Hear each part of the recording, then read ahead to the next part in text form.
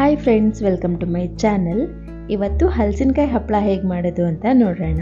ಹಲಸಿನಕಾಯಿ season ಬಂದರೆ ಸಾಕು, ನಾವಿದರಲ್ಲಿ ತುಂಬ ಥರದ ತಿಂಡಿ ತಿನಿಸುಗಳನ್ನ ಮಾಡ್ತೀವಿ.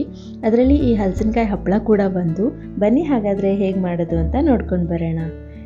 ಇದಕ್ಕೆ ನಾನು ಚೆನ್ನಾಗಿ ಬೆಳೆದಿರೋ ಹಲಸಿನಕಾಯಿನ ಈ ಥರ ಬಿಡಿಸಿ ಇಟ್ಕೊಂಡಿದ್ದೀನಿ. ಇದಕ್ಕೆ ಆದಷ್ಟು ಚೆನ್ನಾಗಿ ಬೆಳೆದಿರೋ ಹಲಸಿನಕಾಯಿನೇ ತೊಗೋಬೇಕು, ಇಲ್ಲಾಂದರೆ ಹಪ್ಪಳ ಕಪ್ಪಾಗುತ್ತೆ. ಇವಾಗ ಇದನ್ನೆಲ್ಲ ಒಂದು ಇಡ್ಲಿ ಪಾತ್ರೆಗೆ ಹಾಕ್ಕೊಂಡು ಇದಕ್ಕೆ ಬೇಕಾಗೋಷ್ಟು ನೀರು ಹಾಕ್ಕೊಳ್ತೀನಿ. ಅಂದರೆ ಹೋಳೆಲ್ಲ ಮುಳುಗೋಷ್ಟು ನೀರು ಹಾಕ್ಕೊಂಡ್ರೆ ಸಾಕಾಗುತ್ತೆ. ಮತ್ತು ಇದಕ್ಕೆ ರುಚಿಗೆ ತಕ್ಕಷ್ಟು ಉಪ್ಪು ಹಾಕ್ಕೊಂಡು ಒಂದು ಅರ್ಧ ಗಂಟೆ ಬೇಯಿಸ್ಕೊಳ್ತೀನಿ. ಇದು ಸಾಫ್ಟಾಗಿ ಬೇಯಬೇಕಷ್ಟೇ, ತುಂಬ ಕರಗೋದೆಲ್ಲ ಏನೂ ಬೇಡ. ನೋಡಿ, ಇವಾಗ ಇದು ಚೆನ್ನಾಗಿ ಬೆಂದಿದೆ. ಒಂದು ಅರ್ಧ ಗಂಟೆ ಬೇಯಿಸ್ಕೊಂಡಿದ್ದೆ ಅಷ್ಟೇ. ಇದನ್ನು ಇವಾಗ ಆರೋಕ್ಕೆ ಬಿಡ್ತೀನಿ. ಚೆನ್ನಾಗಿ ಆರಿದ ಮೇಲೆ ಇದನ್ನೆಲ್ಲ ಒಂದು ಮಿಕ್ಸಿ ಜಾರಿಗೆ ಹಾಕ್ಕೊಂಡು ಇದನ್ನು ರುಬ್ಕೋಬೇಕು. ಇದನ್ನು ಬೇಯಿಸೋವಾಗ ನೀರು ಎಕ್ಸ್ಟ್ರಾ ಉಳಿದಿರುತ್ತಲ್ವ, ಅದನ್ನೇ ಹಾಕಿ ರುಬ್ಕೊಂಡ್ರೆ ಆಯಿತು. ಬೇಕಂದರೆ ಎಕ್ಸ್ಟ್ರಾ ನೀರು ಕೂಡ ಹಾಕ್ಕೋಬೋದು, ಆದರೆ ನಾವು ಇದನ್ನು ಗಟ್ಟಿಯಾಗಿ ರುಬ್ಕೋಬೇಕಾಗುತ್ತೆ. ಜಾಸ್ತಿ ತೆಳು ಮಾಡ್ಕೋಬಾರ್ದು, ಆದಷ್ಟು ಈ ಥರ ಗಟ್ಟಿಯಾಗಿಯೇ ರುಬ್ಕೋಬೇಕು ಇದನ್ನು. ಮತ್ತು ಇದಕ್ಕೆ ಮಸಾಲೆ ಕೂಡ ಆ್ಯಡ್ ಮಾಡ್ಕೋಬೋದು. ಖಾರ ಬೇಕಂದರೆ ಖಾರ ಹಾಕ್ಕೋಬೋದು, ಮತ್ತು ಜೀರಿಗೆ ಹಾಕ್ಕೋಬೋದು, ಕಾಳು ಮೆಣಸು ಬೇಕಾದರೆ ಹಾಕ್ಕೋಬೋದು. ಚೆನ್ನಾಗಿರುತ್ತೆ ಮಸಾಲ ಪಾಪಡ್ ಥರ. ಆದರೆ ನಮಗೆ ಇದು ಪ್ಲೇನಾಗಿಯೇ ಇಷ್ಟ ಆಗುತ್ತೆ, ಹಾಗಾಗಿ ನಾನೇನು ಎಕ್ಸ್ಟ್ರಾ ಆ್ಯಡ್ ಮಾಡಿಲ್ಲ ಇದಕ್ಕೆ. ಇವಾಗ ಇದನ್ನು ಹಾಗೆ ಹಪ್ಪಳ ಮಾಡ್ಕೊಳ್ಳೋದಷ್ಟೇ. ನಂತರ ನಾನಿಲ್ಲಿ ಒಂದು ದೊಡ್ಡ ಬಾಳೆ ಎಲೆನ ತೊಗೊಂಡಿದ್ದೀನಿ. ಇದನ್ನು ಈ ಥರ ಉಲ್ಟಾ ಮಾಡಿಕೊಂಡು ಇದ್ರ ಮೇಲೆ ಹಾಕಬೇಕಾಗಿರೋದು ನಾವು ಹಪ್ಪಳನ. ಇದನ್ನು ಒಂದು ಒದ್ದೆ ಬಟ್ಟೆಯಿಂದ ಕ್ಲೀನಾಗಿ ಒರೆಸ್ಕೊಂಡು ಇದ್ರ ಮೇಲೆ ಆಗಲೇ ರೆಡಿ ಮಾಡ್ಕೊಂಡಿದ್ನಲ್ವ ಹಿಟ್ಟು, ಅದನ್ನು ಈ ಥರ ಸ್ವಲ್ಪನೇ ಹಾಕ್ಕೊಳ್ತೀನಿ. ನಂತರ ಈ ಹಿಟ್ಟನ್ನು ಕೈನಲ್ಲೇನೆ ಈ ಥರ ರೌಂಡ್ ಶೇಪಲ್ಲಿ ಮಾಡ್ಕೋಬೇಕು. ನಮಗೆ ಎಷ್ಟು ತೆಳು ಬೇಕೋ ಅಷ್ಟು ತೆಳು ಮಾಡ್ಕೋಬೋದು ಇದನ್ನು. ಹಾಗಂತ ತುಂಬ ಸಪೂರ ಮಾಡ್ಕೋಬಾರ್ದು, ಯಾಕಂದರೆ ಒಣಗಿದ ಮೇಲೆ ಬಾಳೆ ಎಲೆಗೇ ಹಿಡ್ಕೊಂಡ್ಬಿಡುತ್ತೆ, ಹಪ್ಪಳ ಬಿಡಿಸೋದಕ್ಕೆ ಕಷ್ಟ ಆಗುತ್ತೆ. ಹಾಗಾಗಿ ಮತ್ತು ತಿನ್ನೋವಾಗ್ಲೂ ಅಷ್ಟೇ ಬಾಯಿಗೆ ಸಿಗಲ್ಲ ಆ ಥರ ಸಪೂರ ಮಾಡಿಕೊಂಡ್ರೆ. ಹಾಗಾಗಿ ಇದೇ ಥರ ಮಾಡ್ಕೋಬೇಕು. ಮತ್ತು ಇದನ್ನು ಕೈನಲ್ಲಿ ಮಾಡೋಕ್ಕೆ ಬರಲಿಲ್ಲ ಅಂದರೆ ಸೌಟಲ್ಲಿ ಕೂಡ ಮಾಡ್ಕೋಬೋದು. ಅದನ್ನು ನಿಮಗೆ ಲಾಸ್ಟಲ್ಲಿ ತೋರಿಸ್ಕೊಡ್ತೀನಿ ಹೇಗೆ ಅಂತ. ಹಾಗೆಯೇ ನಾವು ಇದನ್ನು ಬಾಳೆ ಎಲೆ ಕೂಡ ನೋಡ್ಕೊಂಡು ತೊಗೋಬೇಕಾಗತ್ತೆ ಇದಕ್ಕೆ.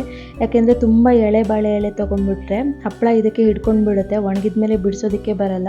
ಮತ್ತು ಕರೆದಾಗ್ಲೂ ಅಷ್ಟೇ ಎಲ್ಲ ಬಿಟ್ಕೊಳ್ತಾ ಇರುತ್ತೆ ಎಣ್ಣೆಲಿ. ಹಾಗಾಗಿ ಆದಷ್ಟು ಬಲ್ತಿರೋ ಬಾಳೆ ಎಲೆನೇ ತೊಗೋಬೇಕು ಇದಕ್ಕೆ ನಾವು. ಮತ್ತು ನಿಮಗೆ ಬಾಳೆ ಎಲೆ ಸಿಗಲ್ಲ ಅನ್ನೋ ಹಾಗಿದ್ರೆ ಇದನ್ನು ಪ್ಲಾಸ್ಟಿಕ್ ಮೇಲೆ ಕೂಡ ಹಾಕ್ಕೋಬೋದು. ಇದೇ ಥರ ಪ್ಲಾಸ್ಟಿಕ್ ಮೇಲೆ ಹಾಕ್ಕೊಂಡ್ರೆ ಆಯಿತು ಅಷ್ಟೇ, ಅದು ಕೂಡ ಚೆನ್ನಾಗಿಯೇ ಬರುತ್ತೆ. ಆದರೆ ಬಾಳೆ ಎಲೆ ಸಿಗೋದಾದರೆ ಅದರಲ್ಲೇ ಮಾಡ್ಕೊಳ್ಳಿ, ತುಂಬಾ ಚೆನ್ನಾಗಿರುತ್ತೆ. ಊಟ ಆಗಲಿ ಏನೇ ಈ ಥರ ಮಾಡೋದಾದ್ರೂ ಕೂಡ ಬಾಳೆ ಎಲೆಯಲ್ಲಿ ಮಾಡಿದ್ರೇ ಚೆಂದ ಅಲ್ವಾ, ಅದ್ರ ರುಚಿನೇ ಬೇರೆ ಇರುತ್ತೆ. ಹಾಗಾಗಿ ಅಷ್ಟೇ ಹೆಲ್ದಿ ಕೂಡ. ನೋಡಿ, ಸೌಟಲ್ಲಿ ಮಾಡೋದಾದರೆ ಈ ಥರ ಮಾಡ್ಕೋಬೇಕು. ಸ್ವಲ್ಪ ಹಿಟ್ಟನ್ನು ಈ ಥರ ಹಾಕ್ಕೊಂಡು ದೋಸೆ ಎಲ್ಲ ಹೇಗೆ ಮಾಡ್ತೀವೋ ಅದೇ ಥರ ತಿರುಗಿಸಿ ರೌಂಡ್ ಮಾಡಿಕೊಂಡ್ರೆ ಆಯಿತು. ನಾವು ಜಾಸ್ತಿ ಕೈನಲ್ಲೇ ಮಾಡೋದು, ನಿಮಗೆ ಹೇಗೆ ಈಸಿ ಆಗುತ್ತೆ ಹಾಗೆ ಮಾಡ್ಕೋಬೋದು. ನಮ್ಮ ಕಡೆ ಅಂತೂ ಬೇಸಿಗೆ ಬಂದರೆ ಸಾಕು, ಹಲಸಿನಕಾಯಿ ಸೀಸನ್ ಬಂದರೆ ಸಾಕು, ಹಪ್ಪಳ ಚಿಪ್ಸು ಅಂತ ಮಾಡದೇ ಇರೋ ಮನೆಗಳೇ ಇಲ್ಲ ಅಂತ ಅನಿಸುತ್ತೆ. ಇದನ್ನೆಲ್ಲ ಮಾಡೋದಕ್ಕೆ ಒಂಥರ ಸಂಭ್ರಮ ನಮಗೆ. ಮನೆಯವರೆಲ್ಲ ಒಟ್ಟಿಗೆ ಕೂತ್ಕೊಂಡು ಮಾತಾಡಿಕೊಂಡು ಒಂದೊಳ್ಳೆ ಫ್ಯಾಮಿಲಿ ಟೈಮ್ ಸ್ಪೆಂಡ್ ಮಾಡೋ ಖುಷಿನೇ ಬೇರೆ ಅಲ್ವಾ. ಒಂದು ಕಡೆ ಈ ಥರ ಎಲ್ಲ ತಿಂಡಿಗಳನ್ನೂ ಮಾಡಿದಾಗುತ್ತೆ, ಟೈಮ್ ಸ್ಪೆಂಡ್ ಕೂಡ ಮಾಡಿದಾಗುತ್ತೆ. ಇವಾಗ ಎಲ್ಲನೂ ಮಾಡ್ಕೊಂಡಿದ್ದಾಗಿದೆ. ಇದನ್ನು ನಾನು ಒಂದು ಬಿಸಿಲಿಗೆ ಒಣಗಿಸ್ಕೊಳ್ತೀನಿ. ಚೆನ್ನಾಗಿ ಬಿಸಿಲಿದ್ರೆ ಒಂದು ದಿನಕ್ಕೆಲ್ಲ ಒಣಗೋಗ್ಬಿಡುತ್ತೆ ಇದು, ಇಲ್ಲಾಂದರೆ 2 ದಿನ ಒಣಗಿಸ್ಕೋಬೇಕಾಗತ್ತೆ. ನೋಡಿ, ಚೆನ್ನಾಗಿ ಬಿಸಿಲಿತ್ತು, ಸೊ ಹಾಗಾಗಿ ಒಂದು ದಿನಕ್ಕೇ ಒಣಗೋಗ್ಬಿಟ್ಟಿದೆ ಇದು. ನೋಡಿ, ಈ ಥರ ಆರಾಮಾಗಿ ಬಿಡಿಸ್ಕೋಬೋದು. ಮತ್ತು ಇದನ್ನು ನಾವು ಬಿಸಿಲಿಂದ ತೆಗೆದಿದ ತಕ್ಷಣ ಈ ಥರ ಬಿಡಿಸ್ಕೊಳ್ಳೋಕೆ ಹೋಗಬಾರ್ದು. ಹಪ್ಪಳ ಎಲ್ಲ ಗರಿ ಇರುತ್ತಲ್ವ, ಮುರಿದೋಗ್ಬಿಡುತ್ತೆ. ಸ್ವಲ್ಪ ಒಂದು 4-5 ಅವರ್ ಬಿಟ್ಟು ಇದನ್ನು ಈ ಥರ ಬಿಡಿಸ್ಕೋಬೇಕಾಗತ್ತೆ. ಇವಾಗ ಇದನ್ನೆಲ್ಲ ಬಿಡಿಸ್ಕೊಂಡಿದ್ದಾಗಿದೆ. ನೋಡಿ, ಒಣಗಿದ ಮೇಲೆ ಎಷ್ಟು ತೆಳುವಾಗಿ ಬಂದಿದೆ ಅಂತ. ಇದು ತುಂಬ ಚೆನ್ನಾಗಿ ಬಂದಿದೆ. ಮತ್ತು ಇದು ಸ್ವಲ್ಪ ಮಧ್ಯ ಹಸಿ ಇರುತ್ತೆ, ಹಾಗಾಗಿ ಇನ್ನೊಂದು ಸರಿ ಬಿಸಿಲಿಗೆ ನಾವು ಇದನ್ನು ಒಣಗಿಸ್ಕೋಬೇಕಾಗತ್ತೆ. ಒಂದು ಕಾಟನ್ ಬಟ್ಟೆ ಮೇಲೆ ಹಾಕಿ ಒಣಗಿಸ್ಕೊಂಡ್ರೆ ಆಯಿತು.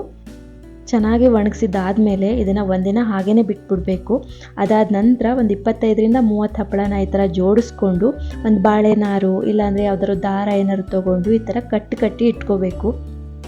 ನಾವು ಇದನ್ನು ತುಂಬ ದಿನ ಸ್ಟೋರ್ ಮಾಡಬೇಕು ಅಂದರೆ ಈ ಥರ ಕಟ್ಟಿ ಇಟ್ಕೊಂಡ್ರೆ ತುಂಬಾ ಚೆನ್ನಾಗಿರುತ್ತೆ. ಹಾಗೆಯೇ ಇದನ್ನು ನಾವು ಬಿಸಿಲಿಂದ ತಂದಿದ ತಕ್ಷಣ ಈ ಥರ ಕಟ್ಟಕ್ಕೆ ಹೋಗಬಾರ್ದು, ಯಾಕಂದರೆ ತುಂಬ ಗರಿಯಾಗಿರುತ್ತಲ್ವ. ನಾವು ಈ ಥರ ಕಟ್ಟಕ್ಕೆ ಹೋದರೆ ಫುಲ್ಲೆಲ್ಲ ಪುಡಿ ಆಗಿಬಿಡುತ್ತೆ. ಹಾಗಾಗಿ ಒಂದಿನ ಬಿಟ್ಟು ಈ ಥರ ಕಟ್ಟಿ ಇಟ್ಕೊಂಡ್ರೆ ಚೆನ್ನಾಗಿರುತ್ತೆ. ಈ ಥರ ಕಟ್ಟಿದ್ದಾದಮೇಲೆ ಇದನ್ನು ಮತ್ತೆ ಒಂದು ಬಿಸಿಲಿಗೆ ಒಣಗಿಸ್ಕೊಂಡ್ರೆ 1 ವರ್ಷದವರೆಗೂ ಏನೂ ಹಾಳಾಗಲ್ಲ. ಇದು ಗಾಳಿ ಹೋಗದೆ ಇರೋ ಥರ ಯಾವ್ದಾದ್ರು ಡಬ್ಬದಲ್ಲಿ ಹಾಕಿ ಇಟ್ಕೊಂಡ್ಬಿಟ್ರೆ ಮತ್ತೆ ಹಲಸಿನಕಾಯಿ ಸೀಸನ್ ಬರೋವರೆಗೂ ನಾವು ಇದನ್ನು ಬಳಸ್ಕೋಬೋದು. ತುಂಬಾ ಚೆನ್ನಾಗಿರುತ್ತೆ, ಏನೂ ಆಗಲ್ಲ ಇದಕ್ಕೆ. ನೋಡಿ, ನಾನು ಇವಾಗ ಎಲ್ಲನೂ ಇದೇ ಥರ ಕಟ್ಟಿ ಇಟ್ಕೊಂಡಿದ್ದೀನಿ. ಇವಾಗ ಇದನ್ನು ಫ್ರೈ ಮಾಡಿ ತೋರಿಸ್ತೀನಿ. ಒಂದು ಪ್ಯಾನ್ಗೆ ಸ್ವಲ್ಪ ಎಣ್ಣೆ ಹಾಕ್ಕೊಂಡು ಅದು ಕಾದಿದ ಮೇಲೆ ಅದಕ್ಕೆ ಹಪ್ಪಳ ಹಾಕ್ಕೊಂಡು ಫ್ರೈ ಮಾಡಿಕೊಂಡ್ರೆ ಆಯಿತು ಅಷ್ಟೇ. ಈ ಥರ ಅಲ್ಲದೇ ಇದನ್ನು ನಾವು ಕೆಂಡದಲ್ಲಿ ಸುಟ್ಟು ಮೇಲಿಂದ ಸ್ವಲ್ಪ ಕೊಬ್ಬರಿ ಎಣ್ಣೆ ಹಚ್ಕೊಂಡು ತಿಂತಾಯಿದ್ವಿ. ತುಂಬಾ ಚೆನ್ನಾಗಿರುತ್ತೆ. ನೀವು ಕೂಡ ಒಂದ್ಸರಿ ಟ್ರೈ ಮಾಡಿ ನೋಡಿ, ಸಖತ್ತಾಗಿರುತ್ತೆ. ನಿಮಗೆ ಈ ವಿಡಿಯೋ ಇಷ್ಟ ಆಯಿತು ಅಂತ ಅಂದ್ಕೊಳ್ತೀನಿ. ಈ ವಿಡಿಯೋ ಇಷ್ಟ ಆಗಿದ್ದರೆ ಪ್ಲೀಸ್ ಒಂದು ಲೈಕ್ ಮಾಡಿ, ಹಾಗೆ ಫ್ರೆಂಡ್ಸ್ ಆ್ಯಂಡ್ ಫ್ಯಾಮಿಲಿ ಜೊತೆ ಶೇರ್ ಮಾಡಿ ಅಂತ ಹೇಳ್ತಾ ಇಲ್ಲಿಗೆ ಈ ವಿಡಿಯೋನ ಎಂಡ್ ಮಾಡ್ತಾ ಇದ್ದೀನಿ. Thanks for watching.